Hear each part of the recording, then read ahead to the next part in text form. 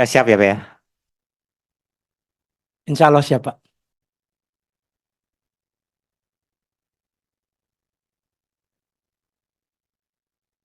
Yang terhormat Saudara Agus Puruhita Arga Purnomo Widodo, anggota Dewan dan hadirin sekalian yang kami hormati. Sebelum dilakukan pemaparan, Pak, kami ingin memperkenalkan anggota yang tadi belum sempat diperkenalkan, Pak. Saya silakan Pak Didi dan Pak Samsul, Pak. Terima kasih pimpinan.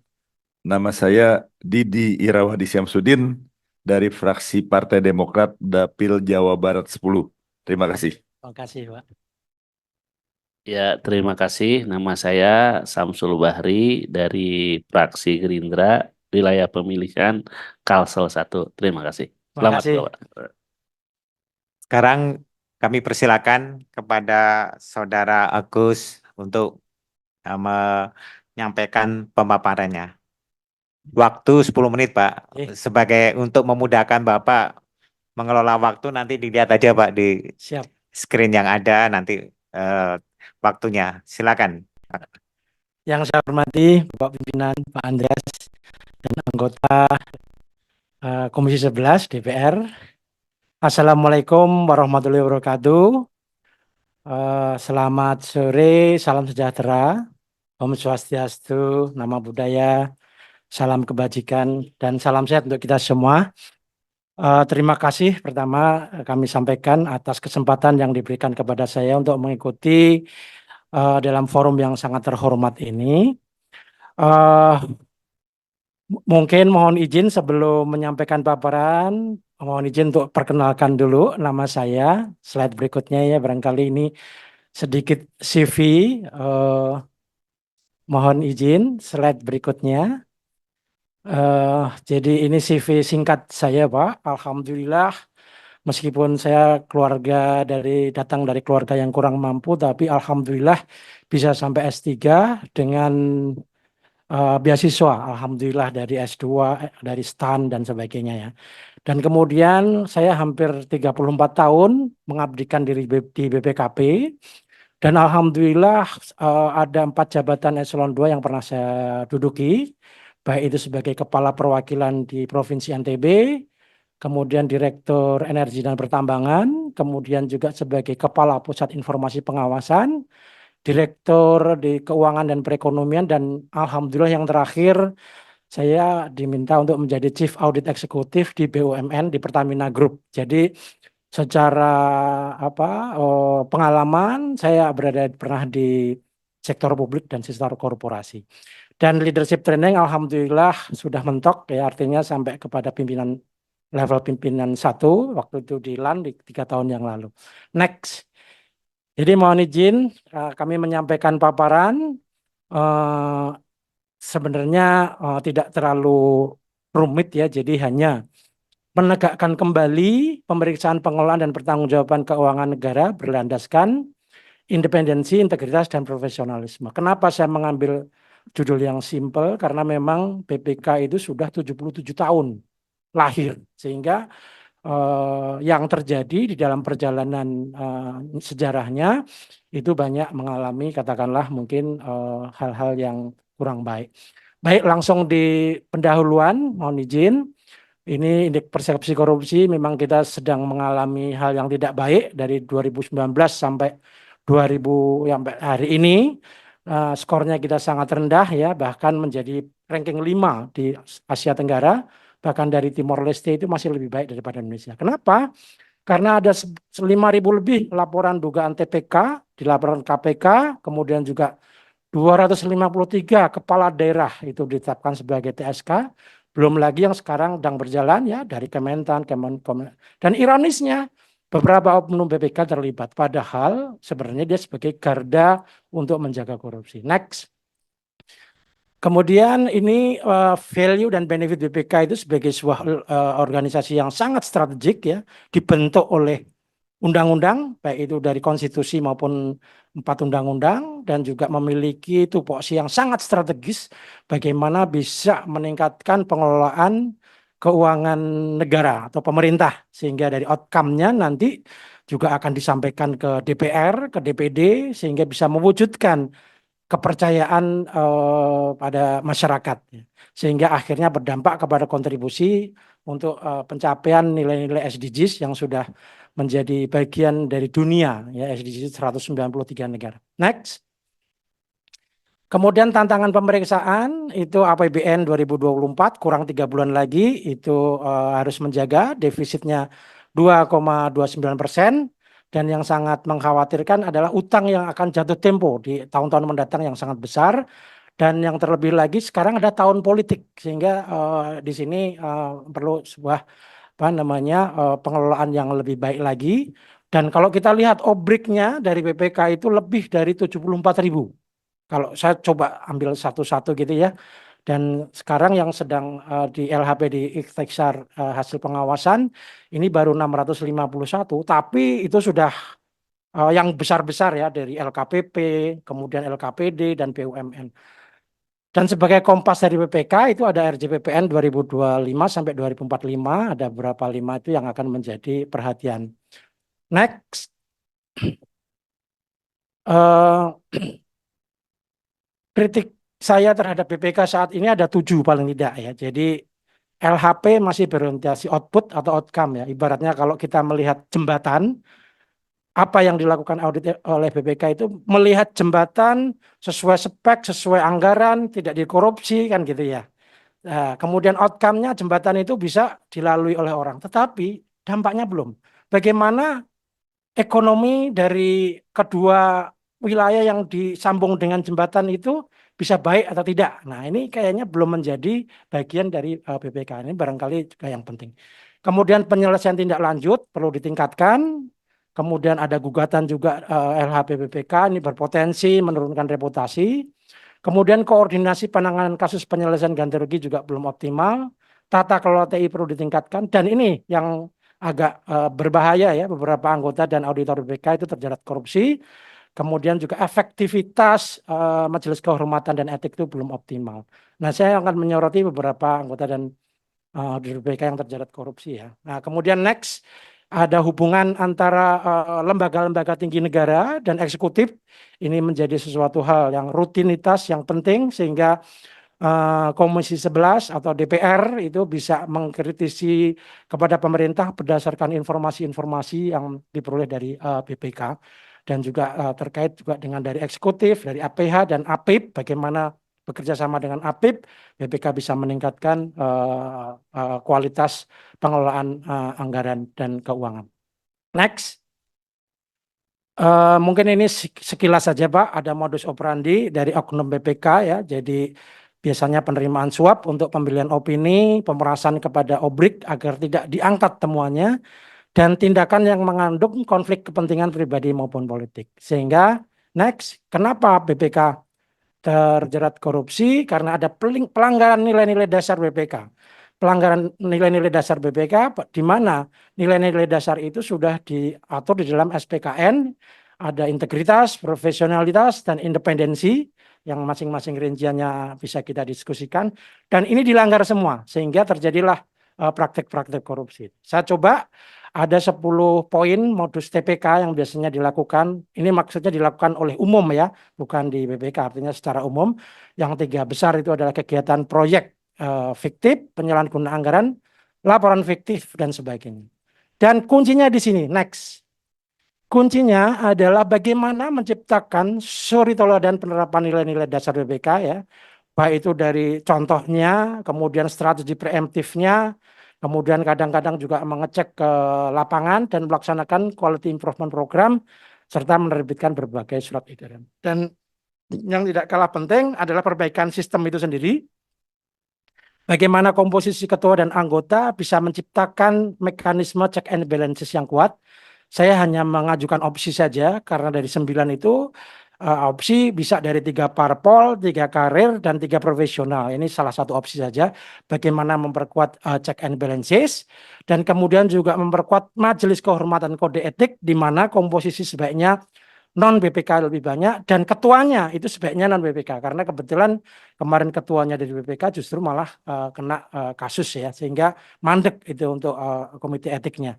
Kemudian yang tidak kalah penting bagaimana memperkuat sistem pengendalian intern, ada 5 unsur baik itu di lingkungan pengendaliannya di organisasi BPK secara kultur, penilaian risiko mana-mana saja yang membutuhkan perhatian lebih lanjut, kemudian aktivitas pengendalian dan juga informasi antara pimpinan lembaga dengan yang lain juga disampaikan dengan baik dan termasuk ada pemantauan yang dilakukan. Dan akhirnya bagaimana BPK itu harus diperkuat secara kapasitas lembaga karena sebagai lembaga tinggi negara dan itu ada kebijakan SDM kelembagaan dan mungkin mohon izin yang belum sampai di prolegnas ya tapi karena usulan-usulan untuk undang-undang perbaikan BPK itu juga sudah dilakukan barangkali itu salah satu bagaimana untuk memperkuat kapasitas lembaga. Dan akhirnya kami simpulkan bahwa next BPK itu adalah lembaga tinggi negara yang harus dijaga marwahnya dengan tetap mengedepankan nilai dasar independensi, profesionalitas, dan integritas bagi segenap pimpinan, auditor, dan warganya. Peningkatan kepercayaan publik kepada BPK adalah yang sangat penting sehingga transparansi dan akuntabilitas pemeriksaan pengelolaan dan pertanggungjawaban keuangan negara harus tetap dijaga. BPK sebagai lembaga tinggi negara menjadi salah satu Waktunya pengharapan. udah habis, Pak. Siap. Silakan. Selesai. Pas. Ya, ini salah satu suri teladan dan perbaikan sistem itu kuncinya, Pak. Itu saja yang ingin saya tekankan di dalam paparan ini. Demikian, mohon maaf kalau di dalam paparan saya ada yang kurang berkenan. Wabillahi taufik wal hidayah. Wassalamualaikum warahmatullahi wabarakatuh. Waalaikumsalam warahmatullahi wabarakatuh.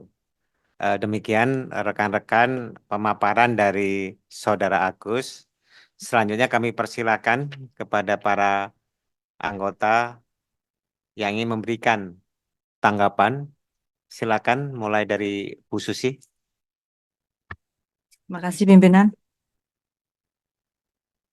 Assalamualaikum warahmatullahi wabarakatuh. Waalaikumsalam warahmatullahi wabarakatuh. Yang saya hormati pimpinan dan seluruh rekan Komisi 11 dan juga yang saya hormati calon anggota BPK Bapak Agus Puruhitarga. Ita Betul ya, Arga, Pak? betul. Puruhitarga. Puruhita Arga. Puruhita. Arga. Oh, karena ini Iya, disambung karena Pak, maaf, Pak. disambung, betul. Puruhita Arga. Nah, Iya. kita belajar dulu Iya. namanya nih. Mengajar dulu nih. Atau biasa dipanggil Gus Pur, Bu, kalau Mbak Ibu. Gus Pur, Bapak Iya. Gus Pur. Baik, Iya. Pak Gus Pur. Ini ada catatan saya. Iya. Saya ingin sekali menanyakan terkait dengan kepemimpinan calon anggota BPK RI terhadap kondisi internal BPK. Yang saya ingin tanyakan adalah apakah Bapak mengetahui jumlah SDM BPK? Kemudian juga berapa auditor yang dimiliki BPK? Ini artinya standar kualitas auditor BPK di 38 provinsi. Kenapa saya tanyakan ini? Karena pertanyaan ini saya tanyakan kepada calon BPK RI dengan maksud agar calon anggota dapat menyampaikan ide ataupun gagasan konsep terhadap pengembangan SDM dan BPK RI. Dalam 5 tahun ke depan menjabat sebagai anggota BPK RI, bagaimana upaya calon BPK RI meningkatkan kapasitas SDM di BPK RI? Terima kasih pimpinan. Terima kasih. Selanjutnya Pak siapa? Pak Sihar atau Pak ini? Pak Sihar, selanjutnya Pak Didi, kemudian Pak Hidayatullah. Iya. Oke, baik, terima kasih pimpinan dan rekan-rekan Komisi 11. Selamat siang Pak Selamat siang. Gus Pur. Iya. Ya Pak Agus ya. Pak Agus, judul makalah Bapak kayaknya kalau saya tangkap tadi enough is enough gitu ya. Iya, itu dia. Enough is enough. Nah, Bapak juga pernah di BPKP dan Betul. tentunya sudah melihat nih semua, memotret semua kondisi keuangan negara Ya. berikut dengan output dan outcome-nya. Nah, kemudian saya pengen tahu deh Pak, yang lompat dari hati Bapak, Pak. Kalau Bapak sekarang hari ini harus mengaudit salah satu bagian, tentu nggak mungkin semuanya Bapak audit. Yang lompat dari hati Bapak ini dari pengalaman yang terkumpul, itu di sektor atau bagian mana Pak yang Bapak akan audit? Dan kenapa Bapak mengaudit itu? Kenapa hati Bapak lompat di situ? Dan kemudian apa action plan Bapak untuk melaksanakan audit tersebut? Itu aja Pak, terima kasih. Selanjutnya Pak Hidayatullah. Terima kasih pimpinan. Assalamualaikum warahmatullahi wabarakatuh. Waalaikumsalam warahmatullahi wabarakatuh. Pak Agus Purnomo, Guspur. Guspur. Iya. Saya dua, ada kawan saya Guspur juga. Dua, ini yang ketiga. Agus Purnomo juga namanya. Iya. Ada juga Purnomonya. Ya Ada kan, juga juga Pak, Purnomo. kalau di belakang. Wah, Puruhita ada, Purnomo Anjay. ada. Anjay. Ya, Pak Guspur Anjay.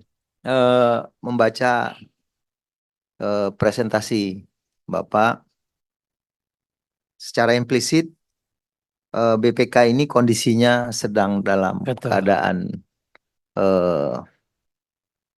prihatin lah gitu, independensinya lemah, integritasnya lemah, profesionalisme lemah karena ada beberapa komisionernya yang bermasalah secara hukum. Bapak datang ingin menegakkannya, menegakkan kembali. Insya Allah. Bapak, pertanyaan saya, daftarnya sendirian atau kompak sama kawannya 5 orang? Karena ini kan kolektif kolegial, Pak. Kalau Bapak sendirian masuk kan belum tentu.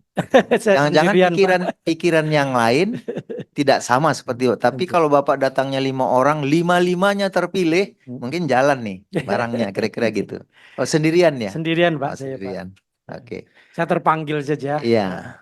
Kalau gitu yang kedua, pertanyaan saya adalah Bapak ini masih mau menegakkan gitu ya. Kira-kira berapa lama? Masa kerjanya 5 tahun. Sementara posisi BPK ini sangat penting dalam menjaga pembangunan yang dilakukan oleh pemerintah. Dengan BPK dia bisa bercermin apakah yang dilakukannya itu outcome-nya sudah benar atau tidak. Tadi tidak hanya sekadar output saja, tapi kita bicara sudah outcome. Nah ini Bapak untuk prinsip Bapak ini setahun, 2 tahun, 3 tahun, apa 5 tahun? Nanti capek kita nunggunya kalau 5 tahun baru menegakkan aja. Siap. Kira-kira begitu Pak. Makasih. Assalamualaikum warahmatullahi wabarakatuh. Waalaikumsalam Silakan Pak Didi. Terima kasih pimpinan dan kawan-kawan Komisi 11 DPR. Saya coba ambil angle yang lain ya. Karena apa yang Bapak ingin angle yang agak beda nih ya. Yang dipaparkan utamanya tadi banyak solusi-solusi akan diberikan. Antara lain perbaikan sistem dan sebagainya yang menurut saya dari dulu standar sekitar itu, tapi nggak ada perbaikan juga nih Pak ya. Nggak ada perbaikan di dalam pengelolaan keuangan ini. Masih banyak bocor-bocor entah oleh oknum dan sebagainya ya. Nah, sekarang saya ingin kaitkan dengan penegakan hukum ya. Tadi ada banyak, ada belakangan nih BPK ada korupsi ya. Padahal lembaga ini kan lembaga yang luar biasa di dalam pemeriksa keuangan, lembaga yang terhormat yang kedudukannya itu sejajar dengan Presiden, DPR. Bahkan kalau di ini ya lebih tinggi dari polisi, jaksa ya, lebih tinggi. Nah, ini saya ingin begini. Saya agak bosan dengan perbaikan sistem dan sebagai standar yang harus dilakukan. Ini saya bertanya andai, saya mengajak kontemplasi ya, perenungan ya. Dalam posisi yang sangat luar biasa, punya kewenangan luar biasa dalam pemeriksaan keuangan, apalagi menyangkut anggaran negara yang besar ya, APBN ya. Nah, kalau seorang anggota BPK nih ya, termasuk juga kalau ini kan bukan penegak hukum ya, tapi posisinya sangat signifikan ya. Karena kalau anggaran APBN itu bermasalah, bagaimana pembangunan ke depan? Nah, andai ini ada korupsi dilakukan oleh BPK, ini pertanyaan pernah saya lakukan juga terhadap polisi, jaksa atau hakim. Nah, lalu mendapatkan hukuman yang lebih berat dari masyarakat pada umumnya, ya. Mungkin 2 kali lipat, 3 kali lipat, mungkin dengan cara begini, baru takut begitu, Pak. Karena ini kan lembaga ini harus memegang apa ya, bagaimana mengembalikan kepercayaan publik masyarakat. Karena dari dulu ini sulit. Apa yang menjadi referensi lembaga ini dipakai juga oleh penegak hukum, ya, dipakai oleh polisi, jaksa, KPK. Nah, andai melakukan tidak amanah, pelanggaran, dihukum lebih berat berlipat-lipat kali, apakah Bapak setuju? Saya ingin itu aja apa pertanyaannya. Terima kasih pimpinan. Terima kasih. Kami persilakan kepada Gus Pur untuk merespons tanggapan dari rekan-rekan. Waktunya relatif masih cukup banyak, Pak. Ada 11 menit, Pak. Silakan Ya, terima dimanfaatkan. kasih Pak Pimpinan. Ini pertanyaannya sangat luar biasa ya. Jadi membutuhkan energi berpikir saya yang terbatas. Pertama, Ibu Susi, mohon maaf Bu kalau saya ditanya jumlah pegawai BPK saya tidak tahu. Tapi yang jelas BPK itu memiliki kantor pusat dan kantor perwakilan di 38 provinsi. Kalau kita apple to apple dengan BPKP di tempat saya ya, sekitar 4 ribuan barangkali ya. Barangkali mungkin di BPK juga kurang lebih lah mungkin seperti itu ya. Tapi saya nggak tahu. Saya hanya menyampaikan barangkali perbandingan saja sama dengan BPKP yang juga memiliki kantor pusat dan di seluruh provinsi. Kemudian bagaimana meningkatkan kapasitas SDM ya Bu, mohon izin ya Bu. Jadi peningkatan kapasitas SDM seperti yang saya sampaikan tadi di paparan sebagai sebuah tuntutan yang harus selalu dilaksanakan, bahwa sebuah organisasi itu nggak boleh mandek. Sebuah organisasi, saya khawatir dengan diberi kewenangan yang tinggi, dia sudah bisa melakukan katakanlah sesuatu pemeriksaan pengelolaan pertanggungjawaban keuangan negara. Kalau tidak ditingkatkan SDM-nya ini akan mandek. Nah, makanya tentu ada isu-isu ya, misalnya perkembangan teknologi, kemampuan thinking dari SDM-nya sendiri ya, itu di pusdiklatnya juga harus dilakukan, dan yang penting adalah dengan pemberian sertifikasi Bu. Jadi sekarang itu sudah umum, orang ngelihat bukan PhD lagi. Saya S3 itu nggak dilihat lagi Pak, kadang-kadang dilihat sertifikasinya. Makanya berlomba-lomba orang itu diberikan sertifikasi ya, karena dia memiliki kemampuan yang. Nah ini karena kita lupa, kadang-kadang sudah diberi kewenangan, kita terus lupa untuk memberikan peningkatan seperti itu. Apalagi kalau sekarang melihat isu-isu ya keuangan itu, ada Bitcoin, ada AI, wah itu luar biasa. Kalau nggak kita mengikuti, kita akan terperosok ya. Saya yakin tuh karena sudah nggak bisa mengikuti. Mohon izin itu. Kemudian Pak Sihar ya, jadi tadi lompat ke lain hati, mau sektor apa yang kalau saya menjadi, oh ya yang tadi ya, oh iya, iya. Kalau terus terang aja Pak, saya akan sektor pertambangan Pak, sektor pertambangan yang saya akan masuk, benar. Karena selama ini sektor pertambangan kurang dilirik ya. Padahal kalau kita lihat, mohon maaf, jumlah kekayaan orang Indonesia yang terbesar ya, sekitar coba ya 50 orang kaya di Indonesia. Itu apa? Dari mana? Bukan dari sebuah inovasi, tetapi dari sebuah kekayaan alam. Ya, mungkin pertambangan, ya mungkin juga yang lain yang belum tersentuh, misalnya hasil laut gitu ya. Nah ini menjadi hal yang sangat penting bagaimana untuk menyejahterakan masyarakat Indonesia, bagaimana mungkin segelintir orang bisa menguasai pertambangan padahal itu sebenarnya adalah milik rakyat Indonesia. Ya, saya dalam quote on quote ya. Coba kalau kita lihat dari Amerika yang paling kaya, misalnya siapa? Elon Musk. Itu dia apa dia? Dia Tesla, ada inovasi, ada semacam bukan semata-mata dari sumber daya alam. Jadi kalau mau di situ ya saya akhirnya masuk ke sumber daya alam yang pertama di tata kelola adalah sumber daya alamnya dulu sebenarnya. Nah, kemudian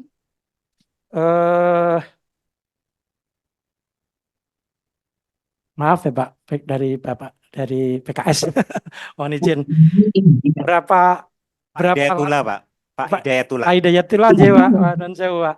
Jadi Mohon izin. kita harus itu, kita kelihatan. Mohon ini ada voucher. Harus nggak bisa dilihat gitu kameranya.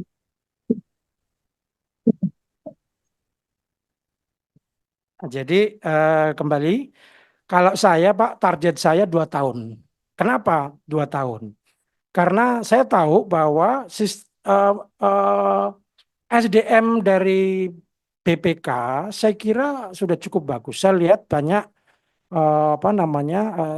saya kebetulan di BPKP juga sering berhubungan dengan BPK, terutama dengan kapabilitas pengawasan internnya.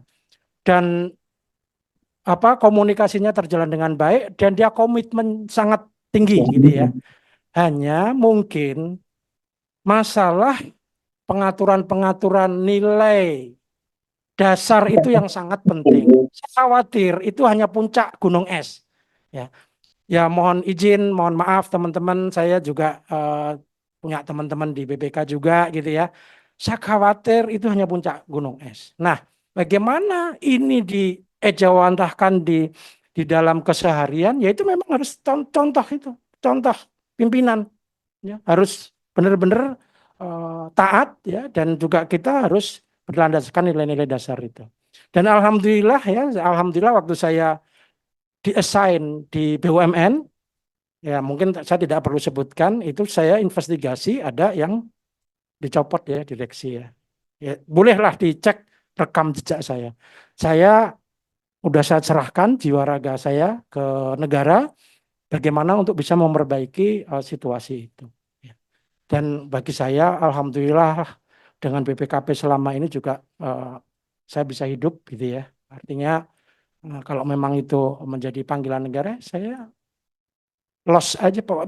Maksudnya saya tetap sesuai dengan integritas, kemudian independensi, dan kemudian juga profesionalitas. Itu aja yang saya kedepankan. Jadi itu. Kemudian Kak Didi, ini bagaimana penegakan hukum yang berlipat-lipat, apakah setuju gitu ya? Saya pikir gini Bapak Ibu ya, kita di dalam melakukan penegakan hukum itu kan sudah ada aturan ya di hukum, apakah hukum pidana dan sebagainya.